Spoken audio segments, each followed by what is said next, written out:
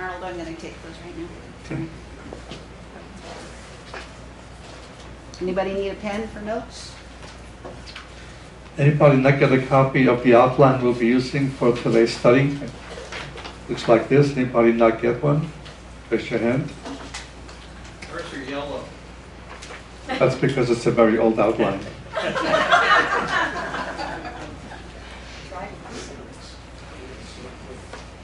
Our topic is the wife of Jehovah and the bride of the Messiah. And we're going to deal with the wife of Jehovah first and the relationship between Israel and God is going to go through 6 specific stages. A lot of scriptures are involved. We'll be reading only certain passages. We'll be summarizing other passages and having this outline, which is almost a verse-by-verse outline in many ways. You'll be able to follow it real easy. And let's begin then with by turning the Bible to the book of Deuteronomy chapter 5. The book of Deuteronomy chapter 5.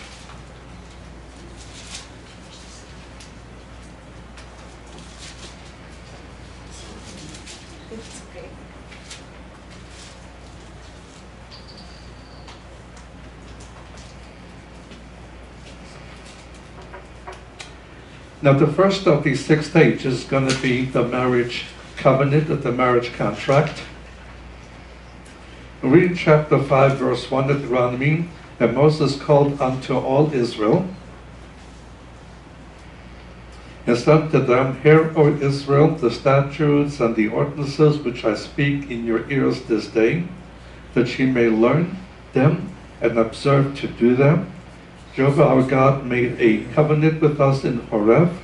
Jehovah made not this covenant with our fathers, but with us, even us who are all of us here alive today. And in the opening statement, the marriage covenant was made initially at Mount Sinai. Horeb is a mountain range, and within this mountain range, somewhere in South Sinai, is the actual Mount Sinai in that mountain range of Horeb.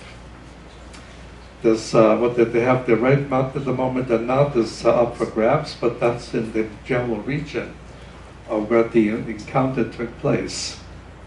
As we shall see, it's viewed by the prophets to be a marriage covenant. There are 2 things about the book of Deuteronomy. First of all, it represents a type of covenant that was known as a vassal treaty. As a vassal treaty, and when a king conquered a new territory, he would put together a treaty between himself and the people he conquered. And so you have the monarch, you have the king, and you have the vassal. And usually it has 5 divisions, sometimes 6 divisions, and the book of Deuteronomy is actually divided in those 5 kinds of divisions of the suzerain vassal treaty. But the prophets, they viewed this more as a marriage covenant, as we shall see as we move through quite a bit of scripture. Again, some things we'll read, but some things we'll be summarizing using the outline that you have. And so again, it was viewed as a marriage covenant. Let's skip over to chapter 6 and verse 10. Chapter 6, verse 10. It shall be when Jehovah your God shall bring you into the land which he swore unto your fathers, to Abraham, to Isaac, to Jacob, and to give you great and goodly cities which you did not build, and houses full of all good things which you did not fill, and cisterns hewn out which you did not hew out, vineyards and olive trees which you did not plant, and you shall eat and be full. Then beware lest you forget Jehovah who brought you forth out of the land of Egypt and out of the house of bondage. You shall fear Jehovah your God, and him shall you serve, and ye shall not go after the other gods of the other peoples that are round about you. For Jehovah your God in the midst of you is a jealous God, lest the anger of Jehovah your God be kindled against you, and he destroy you from off the face of the earth.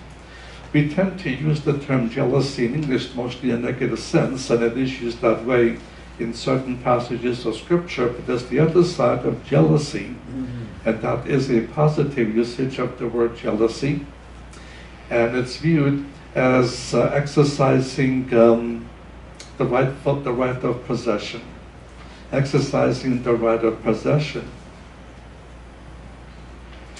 And so in verses 10 to 15, there is a warning against exercising adultery and worshipping images, worshipping statues, worshipping gods and goddesses was an act of adultery.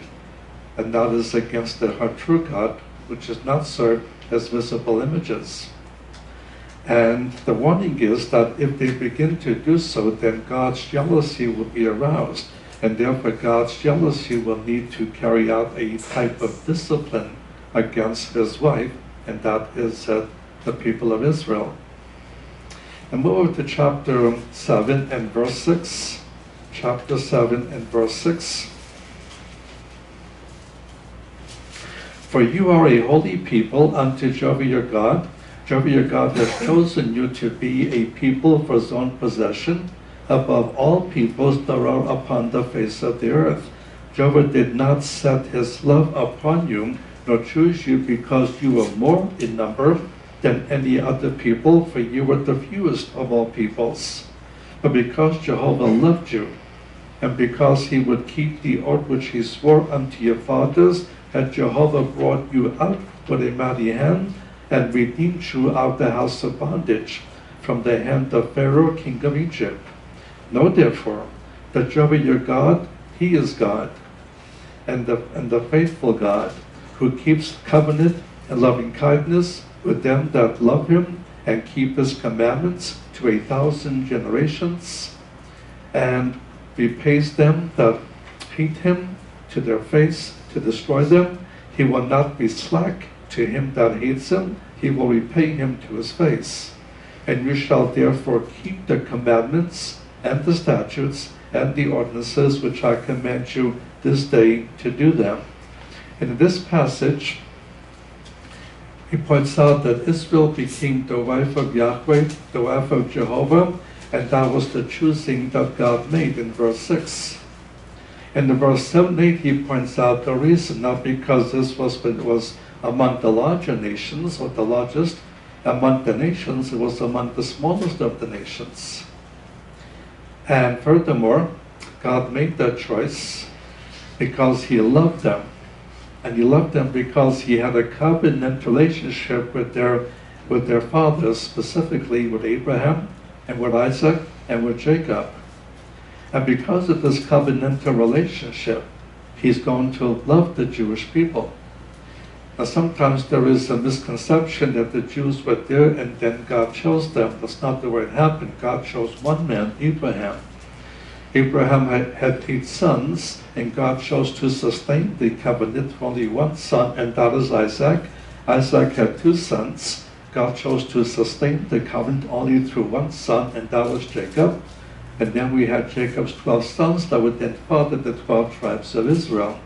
So he chose Abraham, and then Isaac, and then Jacob, and so on. So he already chose the nation before the nation existed. When the Jewish people consisted of only one individual, Abraham, he made that choice. So in light of the choice God made, and in light of the covenantal love he's been extending to the people, in verses 9 to 11, they have an obligation to be faithful. And faithfulness involves keeping the commandments God has given, initially in Moses at Mount Sinai, and now additional issues coming out 40 years later, just before they crossed the Jordan River into the Promised Land. And they must be categorized by faithfulness to what God required. Now let's go to Ezekiel chapter 16. Ezekiel chapter 16, where we'll see one example of several, and that is God used this as the marriage covenant. Ezekiel chapter 16.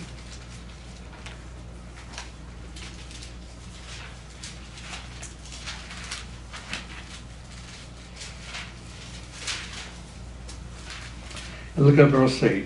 Chapter 16, verse 8. Now when I passed by you and looked upon you, behold, your time was the time of love. And I spread my skirt over you, and I covered your nakedness, yet I swore unto you, and entered into a covenant with you, says the Lord Jehovah, and you became mine. Now the terminology, here's the terminology of the wedding night. And the relationship is now put in terms of the wedding night. And the marriage covenant is based upon a covenantal relationship. And as we shall see, the prophets, more than one prophet will view the book of Deuteronomy as being a marriage covenant between God and Israel.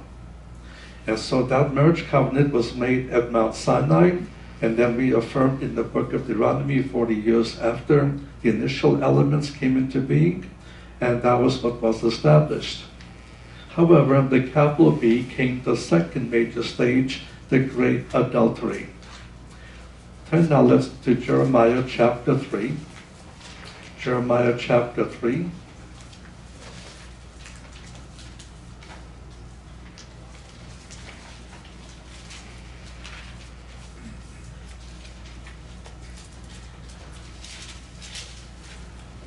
And verse 1.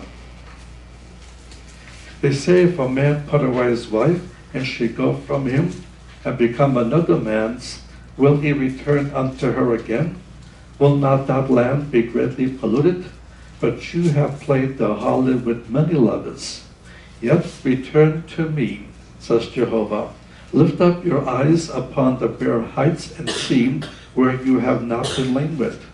By the way that you have said, you sat for them as an Arab in the wilderness, and you have polluted the land with all your whoredoms and all your wickedness. Therefore the showers have been withholden, and there has been no latter rain. Yet you have had the harlot's forehead, and you refuse to be ashamed. Will you not from this time cry unto me, my Father? You are the guide of my youth. Will he return his anger forever? Will he keep it to the end? Behold, you have spoken, and you have done evil things, and have had your way. And in these first 5 verses of chapter 3, he focuses on the fact that she was guilty of polluting her relationship with her true God by having many lovers.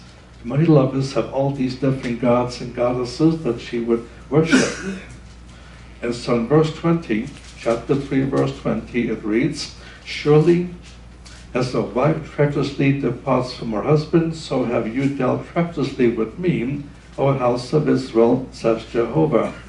And the point of verse 20, she is the one that's turned away from her husband. And as Jeremiah 31, verse 32 will point, we'll look at that a bit later. In Jeremiah chapter 31, verse 32, in the introduction of the New Covenant, he points out that adultery meant the marriage contract of the book of Deuteronomy had been broken. And on the human level, when the marriage fails, it's not totally the fault of one or the other. And there's fault lies on both sides, but in the relationship between God and Israel, the fault lies only on one side. Israel, the wife of Jehovah, the wife of Yahweh, was the one that found herself to be unfaithful. And she was unfaithful. And in spite of the fact that God was a good husband, the problem was with the wife.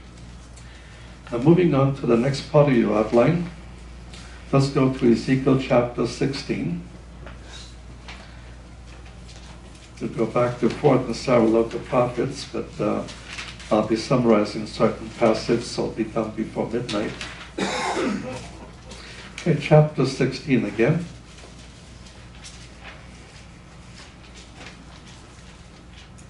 In verse 15, in this section, he accuses Israel of playing the role of a harlot, of a prostitute. And then in verses 16 through 19, he points out that of the good gifts that her true husband had been giving to Israel, his wife, she used these good things to pay her lovers. And she offered these things in the worship of other gods, other goddesses, and things of that nature. Furthermore, in certain times, in verse 20 and 21, she even resorted to the practice of human sacrifice. She sacrificed our children to your lovers. And so in verse 22, you forgot your first love of youth. And so in verses 23 to 29, he goes on to list the various lovers she was guilty for committing adultery with. That included the worship of the gods of Egypt, later on the gods of the Philistines, later on the gods of the Assyrians, later on at the time of Ezekiel, and the gods of the Babylonians. And as a result, she committed adultery in many different ways, which is why both kingdoms ended up going into a time of servitude as into captivity, into Assyrian and Babylonian captivities. And so the very God she began to worship were the very gods that could not help her. And in fact, the nation that these other gods followed, are the nations God would use to inflict punishment on his wife Israel. And so in verses 30 through 34, harlotry, normally, usually you pay a harlot for her services, but this time she did all the paying to receive her lovers, a rather warped form of prostitution or harlotry.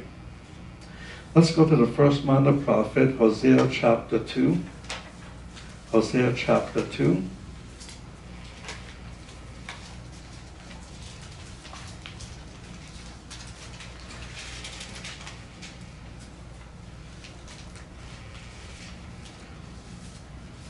Hosea chapter 2, verses 2 through 5.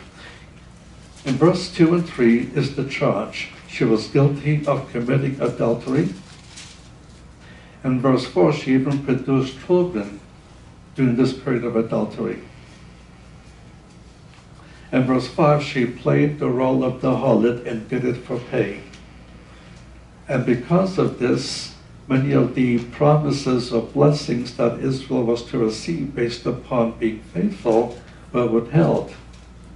And that led to the third stage, help us see in your outline, separation. And let's go to Isaiah chapter 50.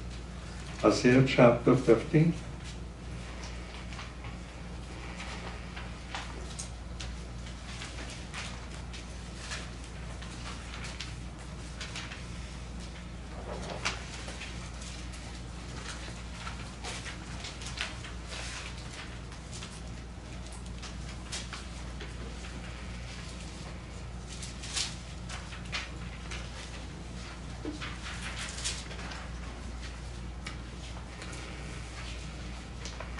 Now the rumor that had been passed around because of the physical blessings promised to the wife were not being fulfilled from her true husband, that the rumor was spread that God had divorced his wife. That had not yet happened. In chapter 50, verse 1, thus says Jehovah, where is the bill of your mother's divorcement? Wherewith I have put her away? Or to which of my creditors is it to whom I have sold you? Behold, for your iniquities were you sold, and for your transgressions was your mother put away. The actual divorce of the wife, and ultimately the two wives, since they became two sisters when they would split kingdom. And Isaiah was living at a time when the division would come. And so he points out, if I have divorced the people of Israel, or the people of Judah, where's the bill of divorcement? Because going back to the marriage contract, Deuteronomy chapter 24, verses 1 through 4, Deuteronomy 24, verses 1 through 4. In those verses, he points out that the way a divorce takes place is the husband writes out a bill of divorcement and gives the bill of divorcement to his wife, and she's expelled from the home. And that's when the divorce is fully legal from the perspective of the Mosaic law. And so if a divorce is taking place, show me the bill of divorcement. They cannot show it. So there was a separation where the blessings that were scheduled to be given to her were withheld because of her adulteries and so on. But the divorce had not yet occurred. But the spirit separation lasted about a century. Now go to your next page of your outline. And now we come to the fourth stage, the actual divorce. Now let's turn to Jeremiah chapter 3.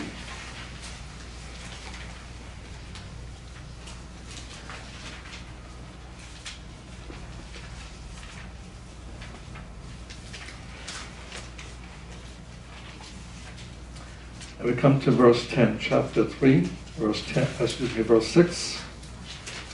Moreover, Jehovah said in the days of Josiah, the king. Now keep in mind, Josiah was a good king, one of the better kings in Judah's history. And yet there was already a problem with the people of Israel in the north. Moreover, Jehovah said to me in the days of Josiah, the king, have you seen that which backsliding Israel has done? She's gone upon every high mountain and upon every green tree, and there played the harlot. And high mountains is when adulterous images were set up, and also under every green tree there will be smaller images set up. And I said, after she had done all these things, she will return unto me, but she has returned not. And the treacherous sister Judah saw it. And I saw when for all this very cause that backsliding Israel has committed adultery, I have put her away and given her a bill of divorcement. Yet treacherous Judah, her sister, feared not, but she also went and played the harlot. And it came to pass with the likeness of her whoredom that the land was polluted, as she committed adultery with stones and with stocks. And yet for all this, her treacherous sister Judah had not returned unto me with her whole heart, but feignedly, says Jehovah. Now the days of Jeremiah, the northern kingdom had already gone into captivity. And the book of Hosea happened to be the bill of divorcement for the northern kingdom. Now when the kingdom was split, God is now viewed as being married to two sisters, Israel in the north and Judah in the south. And he already divorced, the people of Israel divorced the northern kingdom. And Judah was not yet conscious of it, that she's also being threatened with the same element. So in verse 6 and 7, he focuses on the adultery of Israel. So in verse 8, Israel received the bill of divorcement. The bill of divorcement is the book of Hosea, a prophet of the northern kingdom. And in verse 9, the reason, her pollution of the land by means of her idolatries. And finally in verse 10, Sister Judah at this point hasn't been learning the lesson she needed to learn for what was happening to the northern kingdom of Israel. And so we come to the next section, Kalpalim, the punishment, which is the fifth stage in that relationship. Let's go back to Ezekiel chapter 16.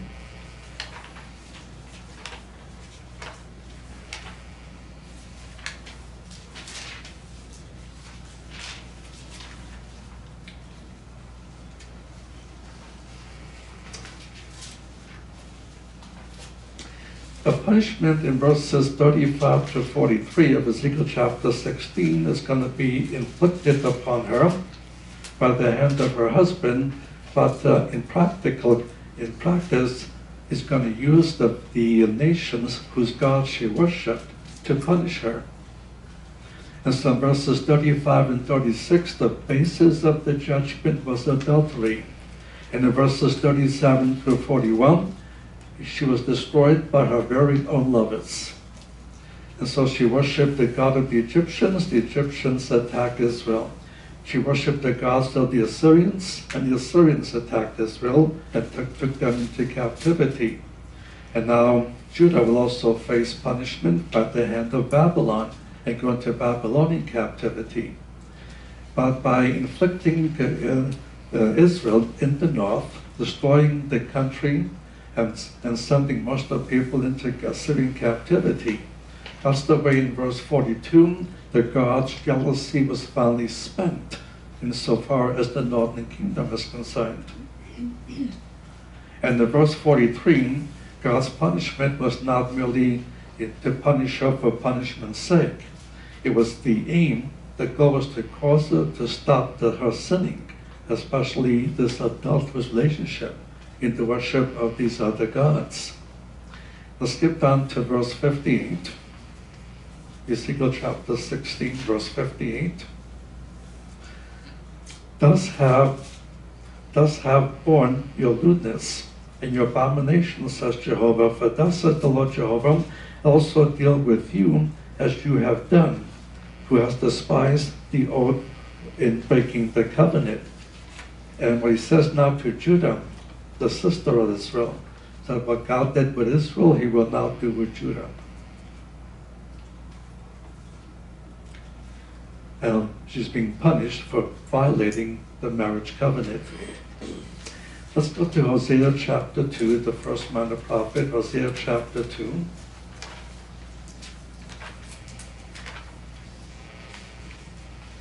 By the way, Jeremiah is the bill of divorcement for Judah. Hosea chapter 2, verses 6 to 13. I'll summarize this. In verse 6 and 7, he describes the program.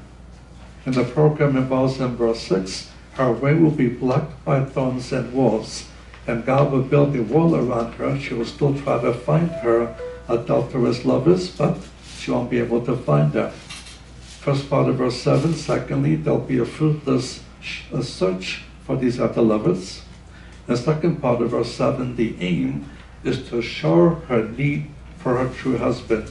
Again, punishment not for the sake of punishment's sake, but to bring her to realize she must return to her husband, whom she has been very unfaithful. And verses 8 through 13 then describe the punishment.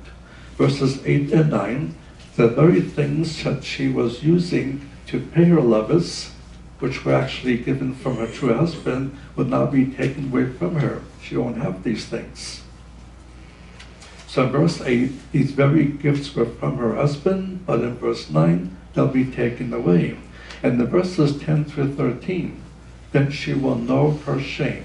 And that's the goal, to shame her. So in verse 10, she'll become suffering by nakedness, because usually a woman commit adultery is exposed going out publicly in the naked state. In verse 11, her mirth, her joy will be removed. In verse 12, all the harlotry money will be removed. And in verse 13, she will suffer because of the days of the Baalim. Baal was one of the gods that she worshipped, and there were different facets of Baal worship. That's why the word is Baalim in the Hebrew plural form. So she suffered the elements because of her adulteries. Now this was primarily in Hosea dealing with the northern kingdom, but now we'll see the same thing happening with the southern kingdom. Let's go back to Jeremiah chapter 3. Jeremiah chapter 3.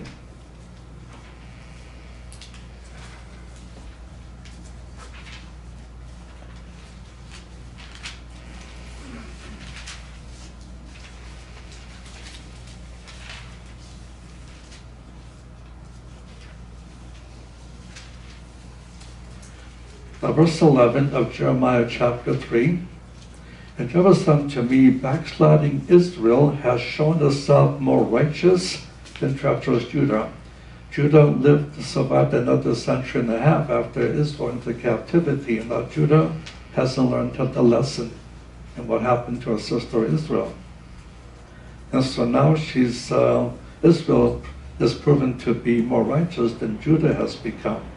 Go and proclaim these words toward the north and say, return, you backsliding Israel, says Jehovah. I will not look in anger upon you, for I am merciful, says Jehovah. I will not keep anger forever. Only confess your iniquity, that you have transgressed against Jehovah your God, and have scattered your ways, to the strangers under every green tree, and ye have not obeyed my voice, thus says Jehovah. Now what he does in these verses, calling upon Israel in captivity to undergo a repentance, the same thing will be applied to Judah. And so as a prerequisite before the northern kingdom and the southern kingdom can enjoy being receiving the benefits of her true husband.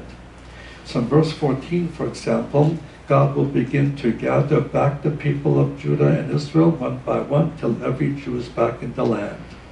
In verse 15, in that day he will give them righteous shepherds that will feed them with knowledge and understanding, and not be guilty of leading the nation astray. In verse 16, they won't so much as think of rebuilding the Ark of the Covenant, because in verse 17, God himself in visible form in the person of Messiah will rule over the people of Israel.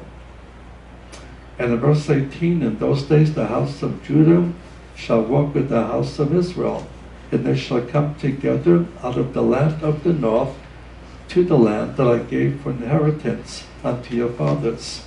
And so the promise is that when both sisters finally undergo their repentance, there'll be a final restoration and a regathering back into the Holy Land. And the point of these verses is that God will provide for them as a husband should. Now moving on,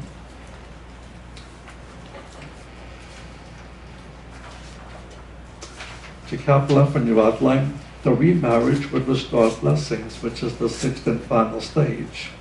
Let's go to Jeremiah 31.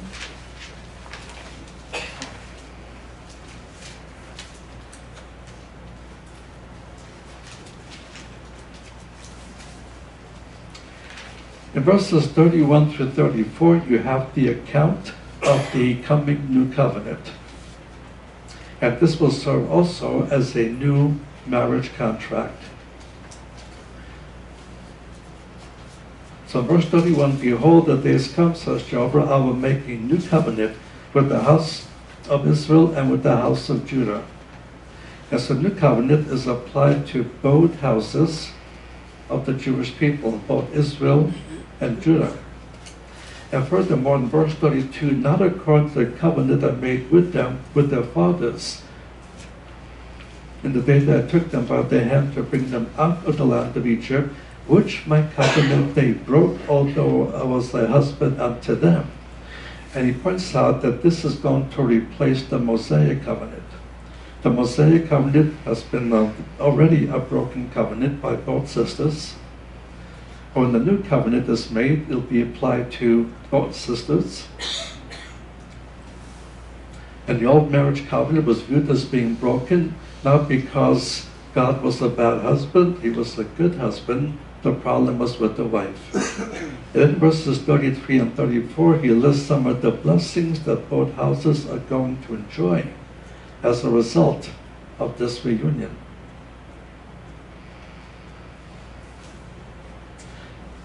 Now let's go to Ezekiel chapter 16 again.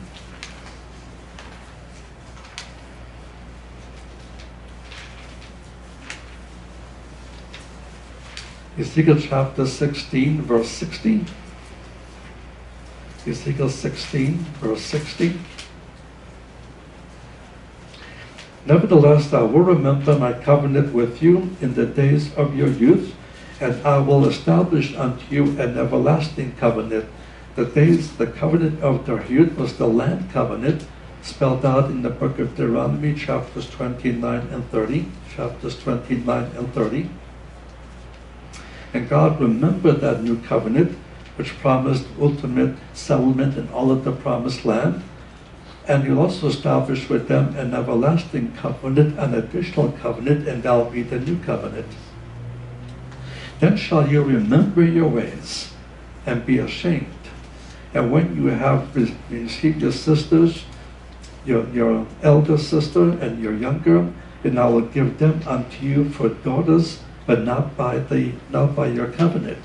And I'll establish my covenant with you, and you shall know that I am Jehovah, that you may know, remember, and be confounded, and never open your mouth anymore because of your shame, when I have forgiven you all that you have done, says the Lord Jehovah. And once Israel becomes a believing nation and the new covenant is applied to them as a nation, then they will finally receive all of the blessings of her husband. Let's go to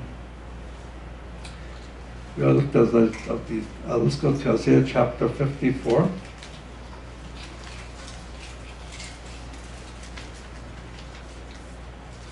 Isaiah 54 follows a key passage that began in chapter 52, verse 13 to chapter 53, verse 12. It's the most detailed prophecy about the death of the Messiah, the birth of the Messiah, and also the resurrection of the Messiah. And the first 9 verses prophesies that of chapter 53 prophesies that day is coming when Israel will confess her sin of failing to believe on the Messiah and rejecting him on the grounds of being demonized. But once she makes that confession, then she undergoes a national salvation. And so in chapter 54, verses 1 through 3, verses 1 through 8 will come the restoration. In verses 1, 2, and 3, the restored wife will now bear legitimate children. And verse 1 points out Israel has produced more children in desolation during her time of adulterous relationship than during the time she was faithful to her marriage. But now things will change. So in verses 2 and 3, she's now to enlarge the house, because now the children that will come during the Messianic kingdom will be legitimate children that she will bear as being faithful to the Lord. And in verses 4 through 8, the reason given for enlarging the house is because of the reunion between God and Israel, both sisters. So in verse 4, past adulteries will be forgotten. Now look at verse 5. For your Maker is your husband. Jehovah of hosts is his name. Holy One of Israel is the Redeemer. The God of the whole earth shall he be called. What you cannot see in the English rendering is that in Hebrew, the word maker and the word husband are plural, showing the plurality of the Godhead. Though it reads, your makers shall be your husbands, is how the Hebrew reads. But in most translations, it's simply rendered in the singular because there is only one God. And so in verse 6, there'll be the calling of the forsaken wife, and in verses 7 8, all past forsakings and substitutions are going to be replaced by blessings. Let's skip over to chapter 62. Chapter 62, and look at verse 4. Chapter 62 and verse 4. You shall no more be termed forsaken, neither shall your land any more be called desolate. But you shall be called Hephzibah. Hephzibah means in Hebrew, my pleasure in you, my delight in you. And your land, Beulah. Beulah means married. For Jehovah delights in you, and your land shall be married. And so, in verses 4 and 5, he also emphasizes a future remarriage. And let's turn for one more passage before we move into the other section. Let's go back to Hosea chapter 2.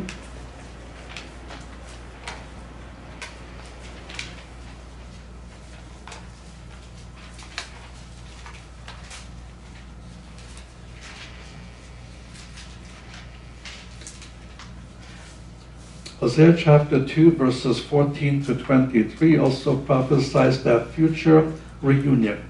In chapter 2, verses 14 and 15, there'll be a wooing in the wilderness. She'll be lured into the wilderness. She will have to flee the land when the armies of the Antichrist will go against her and so on. And she'll escape primarily to what is ancient Edom, today the southern Jordan. And more specifically, the city of Bozrah, B-O-Z-R-A-H, B-O-Z-R-A-H. And there God will begin to woo her again. And literally, the Hebrew reads, he will speak to her heart, speak to her hearts. And from thence, she will come back to the Lord and again be blessed with many vineyards. And then, in verses 16 to 23 spells out the results. And the first result in verse 16 and 17 is a change in the vocabulary. No longer will she call me Baali, but she call me Ishi. Now both Hebrew terms, Ishi and Baali, mean my husband.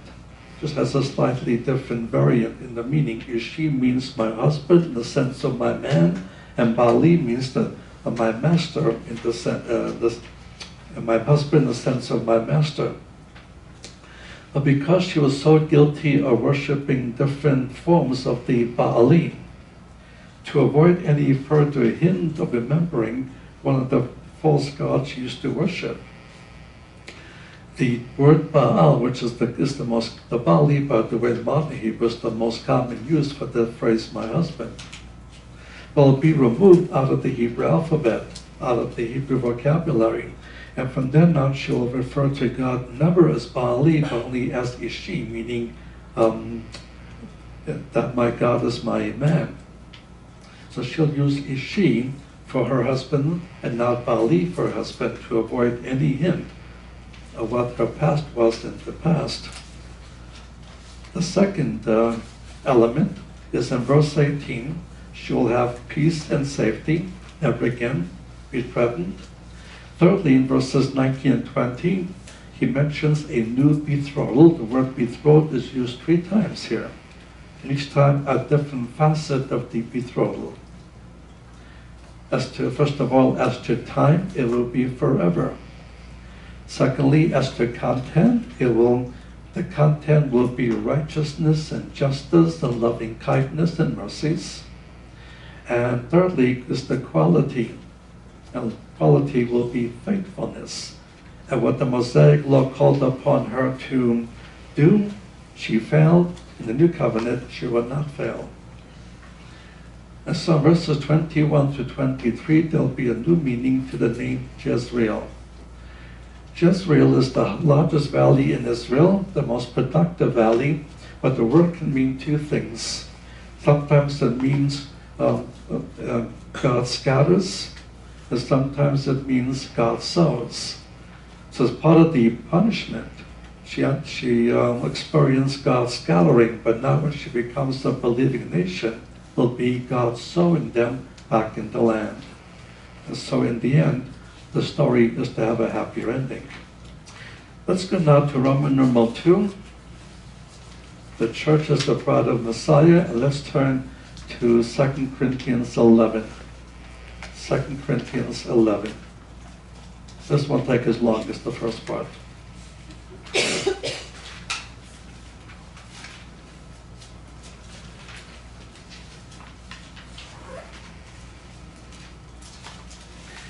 Verse 2 is the thrust of the New Testament passages concerning the bride. 2 Corinthians 11, verse 2. For I am jealous over you with a godly jealousy, for I espoused you to one husband, that I might present you as a pure virgin to Messiah. And that is the theme of the passages concerning the church as the bride of the Messiah. I have espoused you to one husband, purpose to present you a pure virgin to the Messiah, which will require the process of sanctification. Now, to understand the correlation as it comes out in the New Testament, the Jewish wedding system had 4 specific stages, and it's not listed. I'll give you the list at this moment. Number 1, the father of the groom arranges with the father of the bride and pays the bride price. The father of the groom arranges with the father of the bride and pays the bride price. Sometimes this is done when the future bride and groom are merely children, so many years could transpire before the next stage. There was a minimum of 1 year. There was always a minimum of 1 year depending on the ages of the future bride and groom. Then will come the second stage, where the groom will go to the home of the bride and fetch her to his home. And if they both live in the same town, that would not take long, but often they do live in the same town, and so there will be lengthy period when the groom leaves to go fetch the bride before he comes back to his home with the bride. Third stage will be the marriage ceremony. And the fourth stage will be the marriage feast. The difference is the marriage ceremony, only a few are invited. The relatives or friends of the bride and the groom. And then the marriage feast usually lasted for 7 days, and many others were invited to the marriage feast. And we'll see all four of these stages here. So the application to the bride of the Messiah. Let's go to Ephesians chapter 5.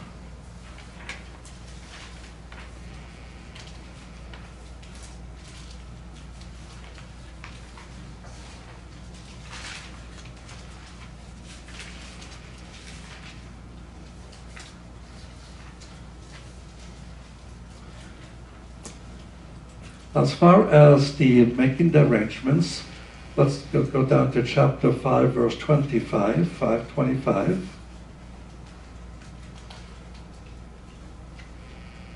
Husbands, love your wives, even as Messiah also loved the church, and gave himself up for it, that he might sanctify it, having cleansed it by the washing of the water of the word, that he might present the church to himself a glorious church, not having spot or wrinkle or any such thing, but that it should be holy and without blemish.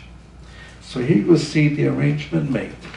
The father made the arrangement and paid the bride price, and the bride price happened to be the blood of the groom, the blood of his own son, the blood of the Messiah.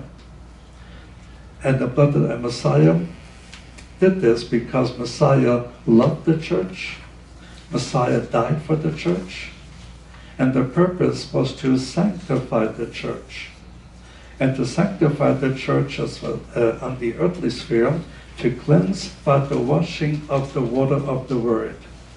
And the goal is to be able to present the church as a glorious church, without spot, meaning no visible defilement, without wrinkle, no evidence of age or corruption, and thirdly, holy without blemish, no evidence of sin.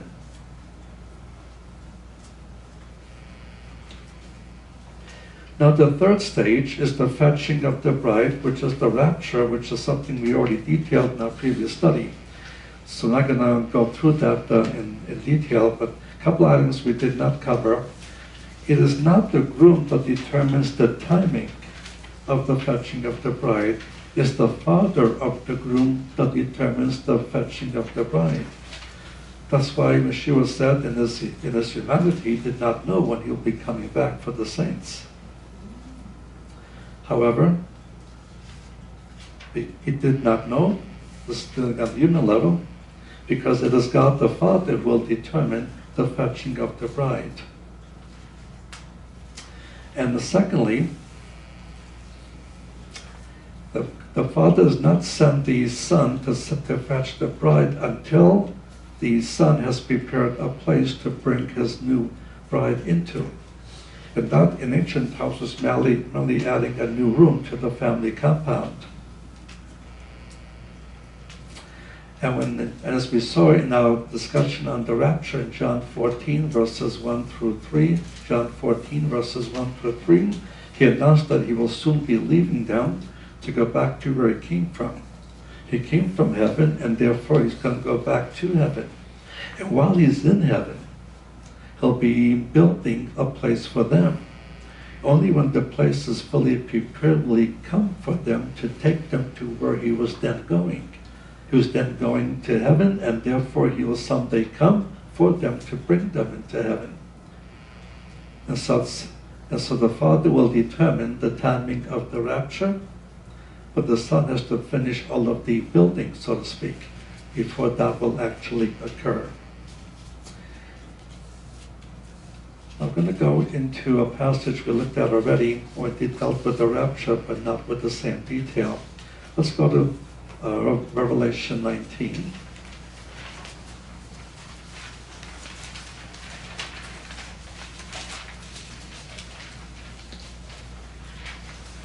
Now, getting back to the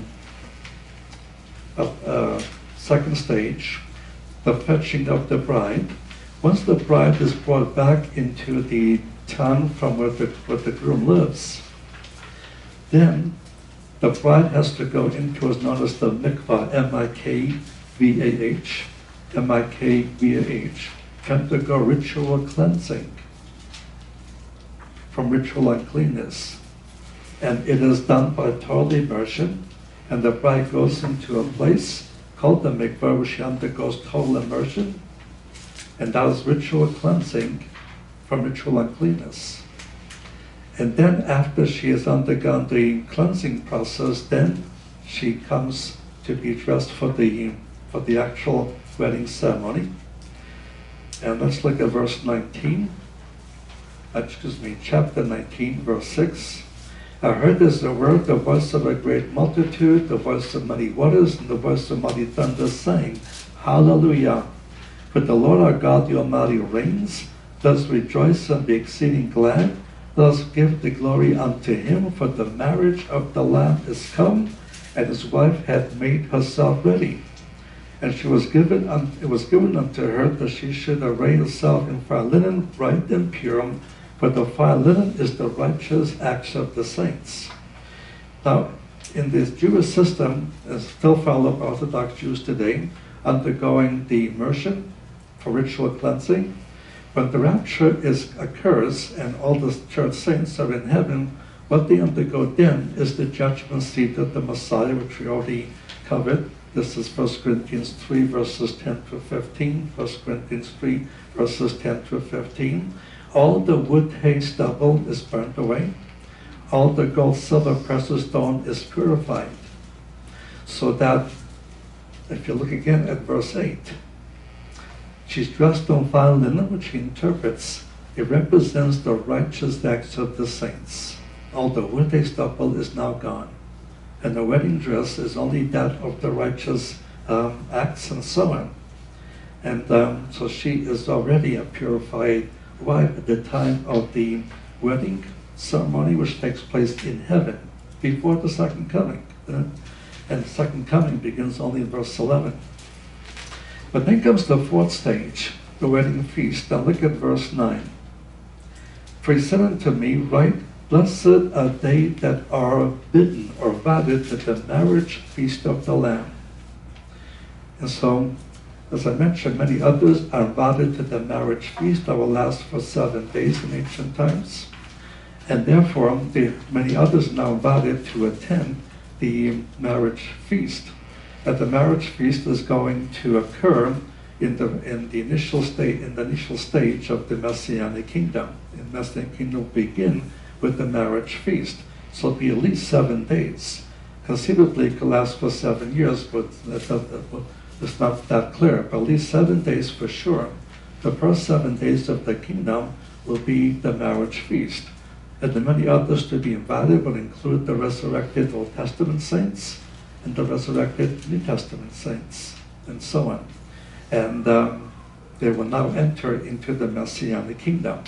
And they'll have positions of authority for the 1,000-year kingdom, but the details are beyond us at this point. Now skip over to chapter 21 of Revelation and verse 9. Chapter 21, verse 9. At the end of chapter 20, the Messianic kingdom has come to an end. There was one final revolt against God's authority, which God dispensed with fire from heaven in chapter 20. And now Satan and all of his demons are cast into the lake of fire. All human unbelievers are going to be cast into the lake of fire. The lake of fire was already prepared for the devil and his angels. So not only now will they be spending time in there forever and ever. So verse 9.